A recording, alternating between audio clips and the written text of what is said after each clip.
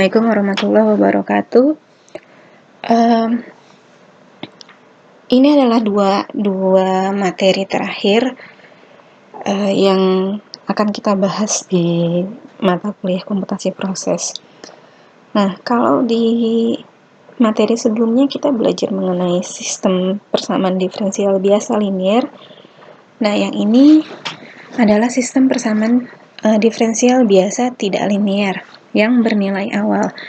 Jadi, persamaan diferensial tidak linear ini ada nilai awal, yaitu ketika x-nya sama dengan 0.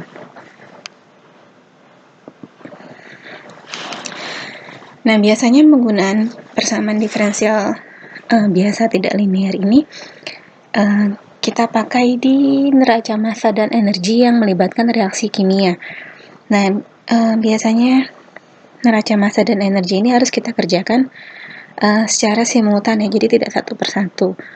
Nah, kalau sudah begini biasanya kita menggunakan persamaan diferensial biasa tidak linear.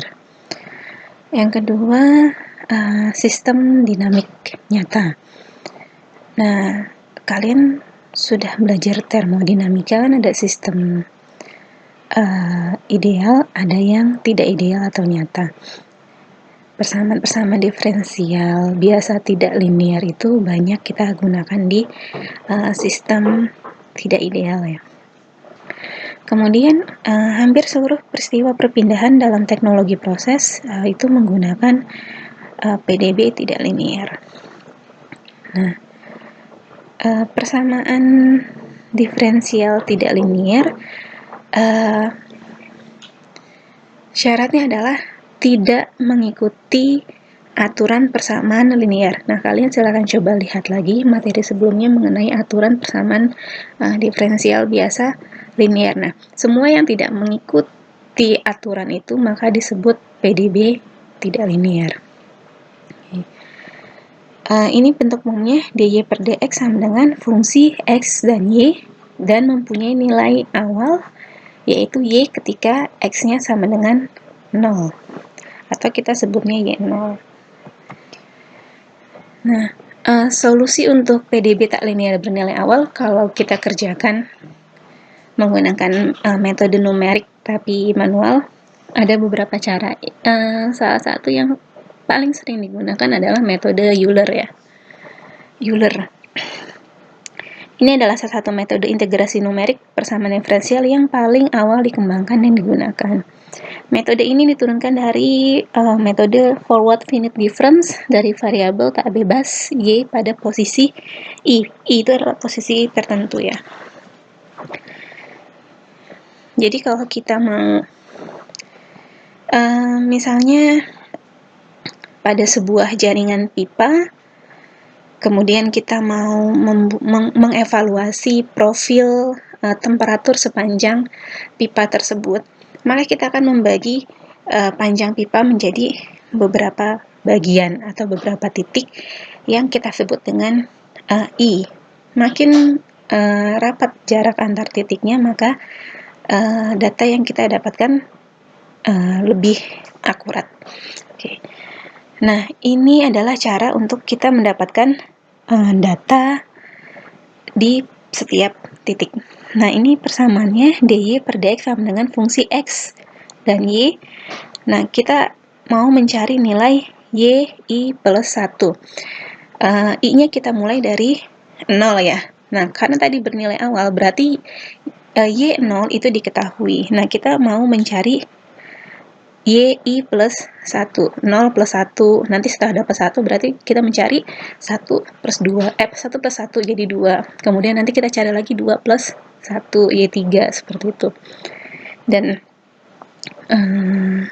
permasalahan jika kita mengerjakan secara manual adalah ketika ada kesalahan hitung di nilai y awal, maka ke bawahnya akan salah seterusnya. Ya.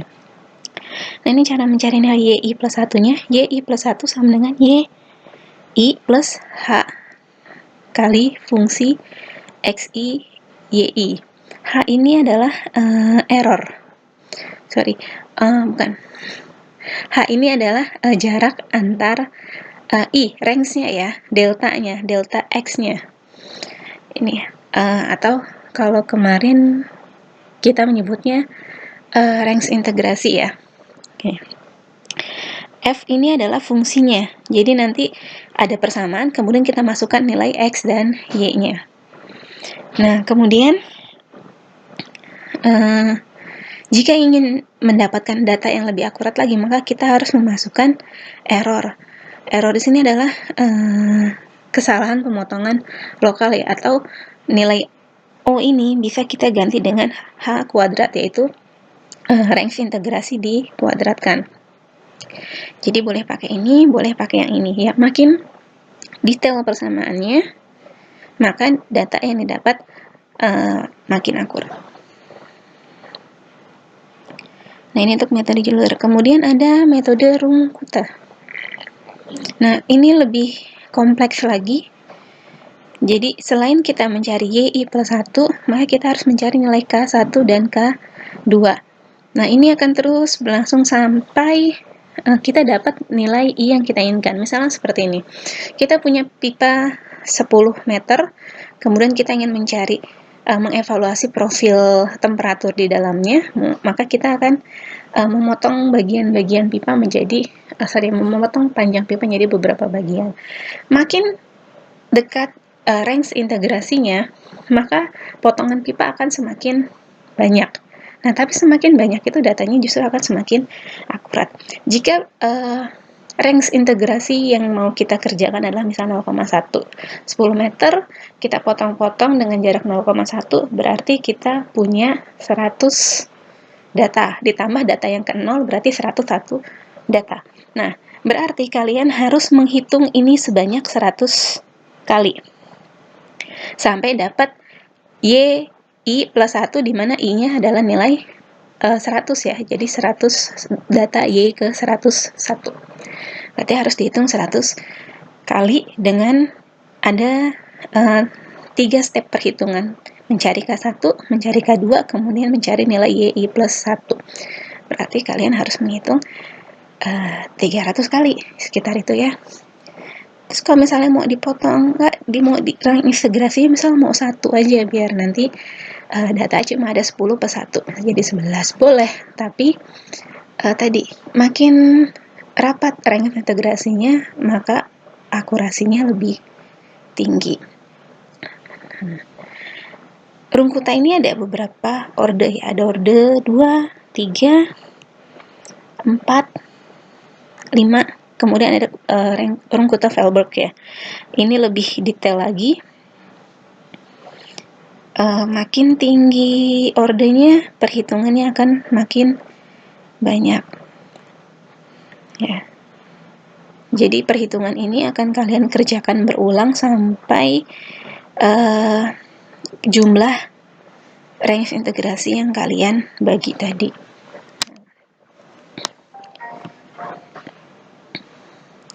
Kalau kita mengerjakannya dengan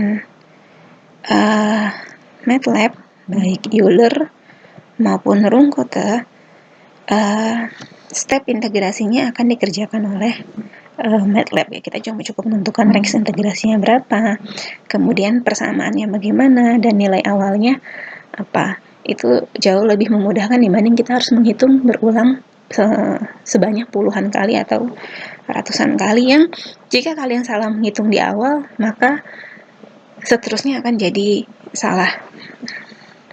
Jadi kalau menghitung manual, human error-nya sangat besar ya. Nah, metode-metode Euler dan Runge-Kutta ini bisa kita adopt ke dalam program MATLAB. Oke, ini untuk Euler. Sebenarnya algoritmanya mudah sekali kalau kita mau buat di MATLAB ya. Tinggal kita definisikan fungsinya. Nah, fungsinya apa? Fungsi dy per dx-nya tadi apa? Itu kita tulis, kemudian masukkan harga y0-nya, x0-nya, ini rentang integrasinya, kemudian ini xn-nya. Ya. Xn itu ada nilai x akhir tadi. Kalau kita punya pipa panjang 10 meter, berarti x0-nya adalah titik 0, xn-nya adalah titik di 10 meter gitu kan, 0 sampai 10, kemudian mau kita bagi menjadi berapa, itu namanya H. Oke. Kemudian hitung panjang vektornya. Nah, ini kemudian akan kita hitung nilai YI plus 1. Untuk I sama dengan 1 sampai panjang vektornya X-1 sampai selesai, nanti MATLAB yang akan menghitung itu secara berulang. Oke, ini untuk Euler. Euler kalau di MATLAB belum terdevelop ya, jadi kalian harus bikin sendiri sama seperti dulu kita buat bisection dan Newton-Raphson ya. Nah, ini kalian buat, kemudian kalian save di folder yang memang kalian menyimpan simulasi-simulasi MATLAB. Ini sederhana sekali, tinggal function, kemudian dalam kurung XY sama dengan Euler, di fungsinya apa, Y0, X0, DX, XN, tulis saja sama seperti ini, kemudian kalian save dengan nama Euler. Nah, dalam MATLAB terdapat penyelesaian PDB bernilai awal dengan karakter linear, tak linear, tunggal maupun jamak ya. Jadi, nah, enaknya juga pakai MATLAB jika kalian menemukan persamaan yang harus dikerjakan secara simultan. Misalnya tadi, neraca massa dan neraca energi yang terkait dengan reaksi kimia. Nah, itu tidak bisa dipisahkan antara neraca massa dengan neraca energinya. Karena untuk menyelesaikan neraca massa, kalau kita pakai persamaan reaksi kimia, maka di situ kita butuh temperatur. Nah, di neraca energi, untuk mendevelop temperatur, kita butuh nilai konversi. Jadi tidak bisa dipisahkan, maka harus dikerjakan secara simultan. Nah, enaknya kalau kalian pakai MATLAB, kalian bisa menyelesaikan itu lebih dari satu persamaan secara bersamaan. Oke. Nah, kalau di MATLAB, rungkuta itu kita biasanya pakai namanya OD23. Nah, ini sudah terdevelop di MATLAB. Ini adalah perintahnya, tinggal tulis XY-nya, OD23. Itu bisa maksudnya untuk rungkuta orde 2 dan 3. Kita juga bisa pakai OD45. Jadi, silakan mau pakai OD23 atau OD45. Akurasinya ya lebih tinggi ketika kalian pakai orde yang lebih tinggi juga, karena kan perhitungannya lebih detail. Ini fungsinya, jadi nanti memang harus kalian definisikan fungsinya, rentang, kemudian nilai awal. Kita masuk ke contoh. Misalnya ini ada persamaan DY per DX sama dengan min 2X pangkat 3 plus 12X kuadrat min 20X plus 8,5. Dengan kondisi awalnya Y sama dengan 1 pada saat X-nya sama dengan 0, berarti Y0-nya 1. Rentang integrasinya mulai dari X0 sampai dengan X-nya sama dengan 4. Nah, yang harus dilakukan pertama adalah kita definisikan dulu fungsinya. Fungsinya adalah dy dx sama dengan, ini namanya, terserah mau dikasih nama apa, yang jelas nama fungsi harus sama dengan nama file. Dalam kurung XY ya, karena ini ada fungsi X dan Y. Kemudian definisikan di sini persamaannya. dy dx sama dengan min 2X pangkat 3 plus 12X pangkat 2 min 20 kali X plus 8,5. Ini harus kalian buat dulu di M-file yang terpisah. Oke. Nah, ini jika kita pakai solusinya dengan Euler. Tadi Eulernya sudah dibuat dulu ya. Eulernya sudah dibuat. Ini bisa kita eksekusi di command window atau kita buat M-file baru. Kalau saya biasanya saya buat M-file baru supaya nanti kalau misalnya saya mau pakai lagi, tinggal saya ganti-ganti Y0-nya, X0-nya, DX-nya, XN-nya, seperti itu. Nah, ini di file yang terpisah. File yang terpisah dari ini ya. Jadi kita bikin dua file. Ini adalah definisi fungsinya, dan ini adalah penyelesaiannya dengan metode Euler. Ini kita tulis Y0-nya berapa, X0-nya berapa. Tadi DX-nya, DX ada rentang integrasi antara 0 sampai 4. Ini terserah kalian mau dibuat 0,01, 0,05, nggak apa-apa. Ini XN, X terakhirnya ya. Kemudian ini adalah perintahnya, ini pakai Euler. X, Y sama dengan Euler. Ini tadi nama fungsinya yang di sini. Nah, ini kita masuki 0, x0, dx, xn, kemudian bisa kita plot. Nah, ini kita simpan, biasanya kalau saya simpan dengan nama run, kemudian tadi yang di sini nama filenya apa gitu, biar kelihatan. Biar tahu kalau, oh ini ternyata run untuk persamaan diferensial yang ini gitu. Oke. Nah, kalau kita pakai subrutinnya yang pakai Runkuta, ini di sini pakai OD23. Ini di file yang berbeda juga ya. Tapi dengan fungsi yang sama tadi sih PDB 1.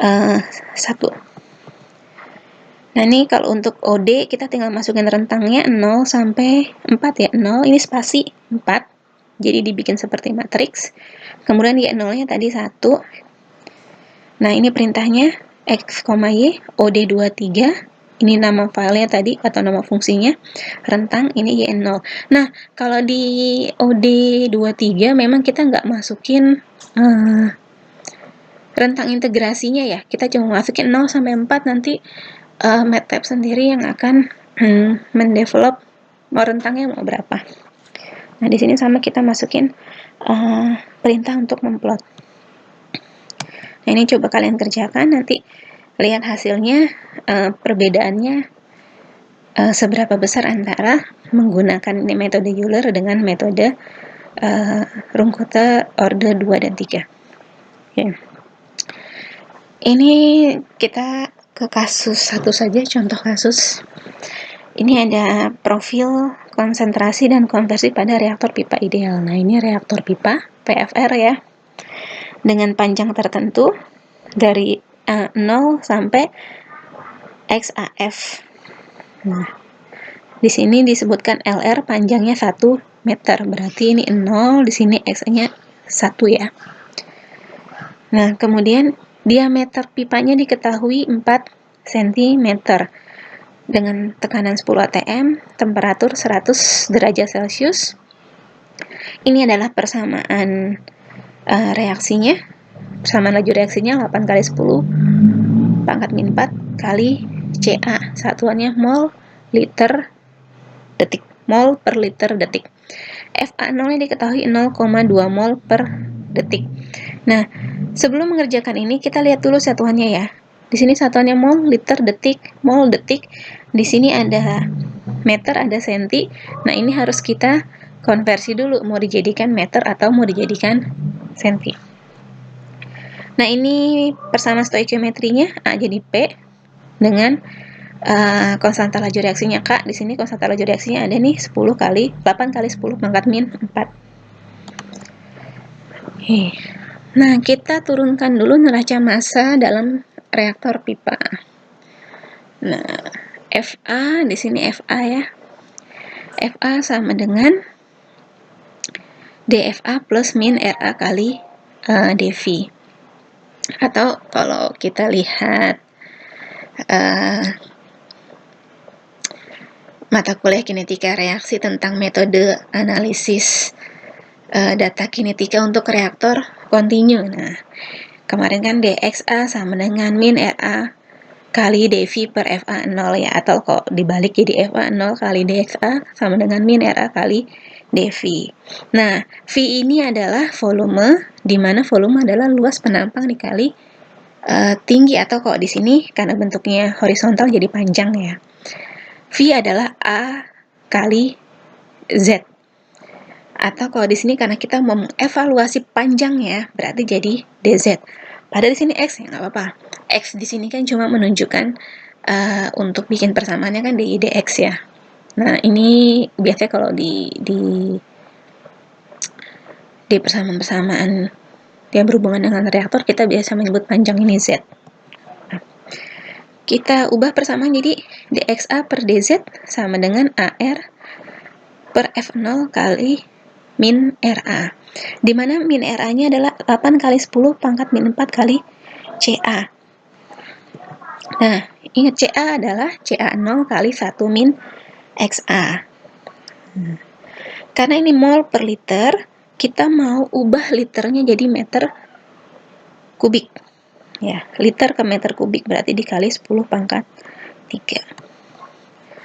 Nah, konsentrasi mula-mula CA0 adalah mol per volume. Mol per volume sama dengan P per RT. Tadi P-nya ada, R-nya adalah konstanta gas ideal, T-nya adalah temperatur. Didapat CA0 sekian. Dimensi reaktor dapat dari mana? Dari diameter. Luas penampangnya kan berbentuk lingkaran, berarti luas penampang adalah luas penampang lingkaran, yaitu V per 4 kali D pangkat 2 ya. Ini dapat dari situ, diameternya kita ubah menjadi dari cm ke meter. Didapatkan AR-nya 1,3 kali 10 pangkat min 3 meter persegi. Kemudian, tadi persamaan dXA per dZ, kita masukkan AR-nya, kita ganti 1,3 kali 10 pangkat min 3. Kemudian FA0-nya tadi diketahui 0,2 mol per detik. Kemudian dikalikan AR ya. RA. RA-nya adalah ini 8 kali 10 pangkat min 1 kali CA 0 kali 1 min XA.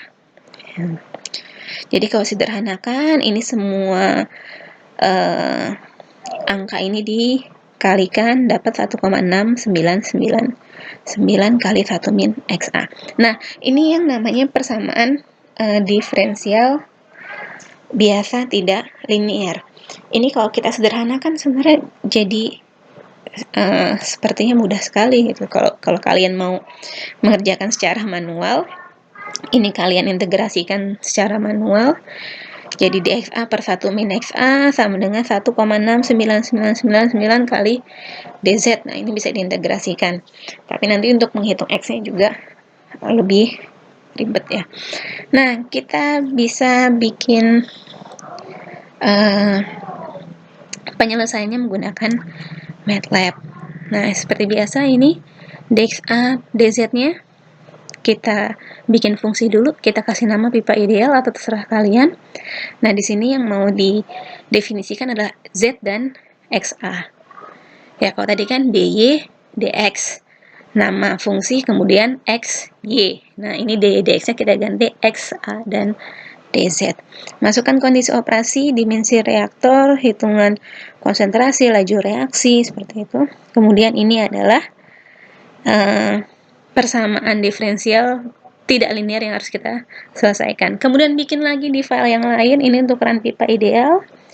Masukkan lagi kondisi operasinya boleh, kemudian masukkan syarat batasnya. Tadi Y0-nya berapa? Tadi ketika ini di awal, di titik awal kan berarti konversinya masih 0 ya, berarti ketika X-nya 0 maka Y-nya 0. Kemudian tadi Xn-nya adalah 1 meter ya, panjangnya kan 1 meter. Nah, ini kalian rentang integrasinya boleh kalian tentukan sendiri. Di sini saya pakai 0,1, kalian mau pakai 0,01 juga nggak apa-apa. Nah, ini tadi pakai, ini adalah Z dan XA, ini Euler, kita pakai Euler, ini nama fungsinya, masukkan di 0, X0, DX, dan XN. Kemudian hitung nilai CA-nya. Nah, tadi CA itu kan sama dengan CA 0 kali 1 min XA. Jadi kita tambah persamaan pendukungnya. Kemudian kita plot untuk konsentrasi dan panjang. Nah, nanti akan didapat seperti ini. Ya, konsentrasi dan panjang reaktor. Nah, kalau kita balik lagi ke mata kuliah KINCAT, kinetika reaksi dan katalisis, untuk PFR itu kan diketahui bahwa konsentrasinya itu berbanding terbalik dengan panjang reaktor. Nah, ini terbukti kan, semakin panjang reaktornya maka konsentrasi reaktan akan semakin kecil. Nah, kalau kita mau bikin plot misalnya untuk Z dan XA boleh. Nanti profilnya akan terbalik ya. Karena kan makin panjang reaktor maka konversi akan semakin bertambah. Oke, ini kalian coba di laptop masing-masing. Kemudian tambahkan untuk plotting Z dan XA. Oke. Nah, ini untuk kasus yang kedua. Ini adalah studi kinetika untuk proses fermentasi. Ini ada dua persamaan, DY1 dt dan DY2 dt, di mana nilai K1, K2, K3, K4-nya sudah diketahui. Yang kita inginkan adalah mencari nilai Y1 dan Y2. Oke, di mana nilai awalnya pada saat T-nya 0, ini Y1-nya 5, Y2-nya 0. Nah, evaluasi harga Y1 dan Y2 dalam interval waktu 0 sampai 10 jam pada setiap jam, berarti rentangnya 1. Nah, ini juga kita masukkan. Ini lebih sederhana dari yang reaktor tadi. Masukkan fungsinya, nama fungsi, kemudian data-data yang diketahui, K1, K2, K3, K4. Ini persamaannya. Kemudian bikin di file lain untuk run-nya. Masukkan rentangnya. Kemudian ini Y0-nya, ini boleh pakai OD23. Nah, ini boleh kalian bikin rentangnya, atau kalau kalian tidak mau memberi rentang, ya 0 spasi 10 gitu. Tapi kalau kalian pakai titik 2, berarti kalian memasukkan rentangnya 1 di sini ya. Tadi dimintanya 1 jam soalnya. Setiap jamnya ya, 1. Y0-nya tadi untuk Y1 5, untuk Y2-nya 0. Masukkan di sini. Kemudian bikin plotting. Ini T dengan Y1, ini T dengan Y2. Nanti akan didapat seperti ini. Ini Y1, ini Y2. Nah, ini datanya. Untuk rentang 0 sampai 10 jam. Jadi ada 11 data ya. 1, 2, 3, 4, 5, 6, 7, 8, 9, 10, 11. Dengan 0 sampai 10. Oke. Nah, ini ada tugas. Ini konversi glukosa menjadi asam glukonik. Ini ada bersama stoikiometrinya. Nah, ini laju pertumbuhan selnya atau laju reaksinya ya, ada DY1 sampai DY4. Di mana B-nya diketahui nilai B1 sampai B5, kemudian nilai Y1 sampai Y4 pada titik 0 juga diketahui. Ditanya nanti buat profil Y1 sampai Y4 terhadap waktu selama T0 sampai T9. Nah, ini silahkan T-nya, rentang integrasinya kalian bikin sendiri mau berapa. Oke. Berarti nanti ada 4 kurva yang harus kalian dapatkan. Kurva Y1, Y2, Y3, dan Y4. Oke. Coba kalian kerjakan. Sebelumnya kalian coba dulu mulai dari kasus 1, kemudian kasus 2. Kalian coba dulu hasilnya apakah sama dengan yang dicontohkan. Kemudian kalian kerjakan tugas selanjutnya. Oke, tugas nanti dikumpul minggu depan saja. Jika ada yang mau ditanyakan, saya persilahkan. Assalamualaikum warahmatullahi wabarakatuh.